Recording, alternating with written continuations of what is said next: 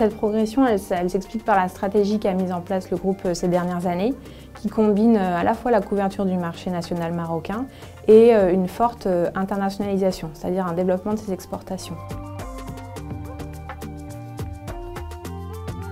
Elle s'est combinée avec plusieurs autres actions, un investissement dans les outils de production, le développement des surfaces cultivées et puis une relative bonne gestion des risques et des coûts.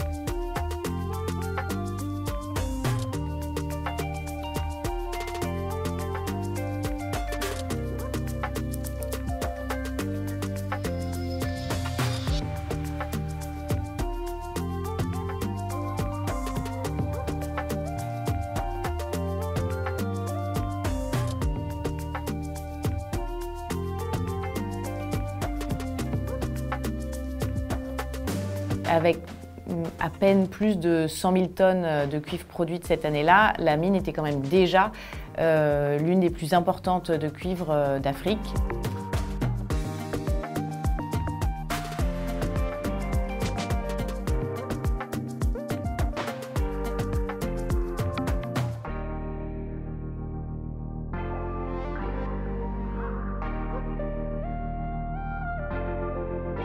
La mine a produit un peu plus de 390 000 tonnes de cuivre sur l'année 2023, ce qui en a fait la deuxième plus grosse mine du continent africain.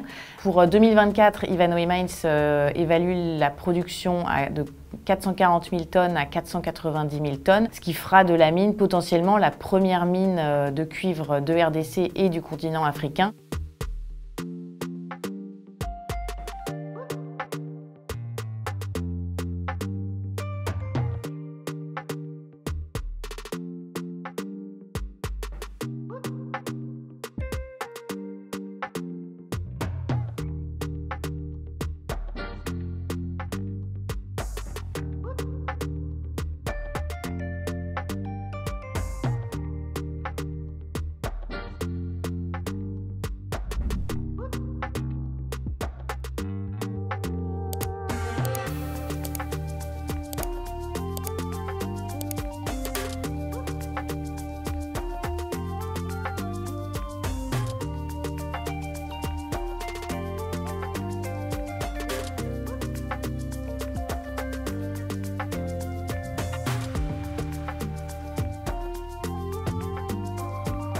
Au lendemain de la guerre en Ukraine et des sanctions occidentales contre les exportations russes, les prix des hydrocarbures ont grimpé en flèche.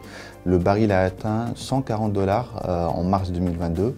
Les pétroliers africains, à l'image des majors occidentales, ont surfé sur la volatilité des cours, sur l'augmentation de la demande des hydrocarbures et également sur la hausse des prix à la pompe pour réaliser un exercice 2022 record.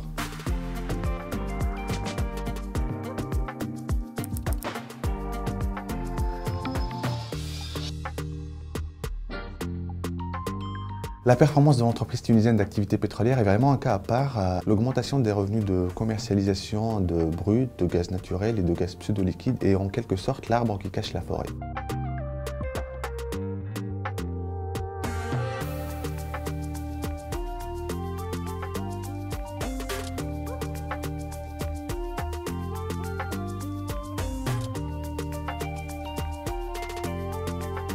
Alors que la production est passée de 88 000 barils de pétrole par jour en 2010 à moins de 35 000 barils de pétrole par jour aujourd'hui, les réserves actuelles restent de faibles dimensions, à l'heure où l'État et ses partenaires, qui sont majoritairement des juniors pétrolières, peinent à réaliser de nouvelles découvertes majeures.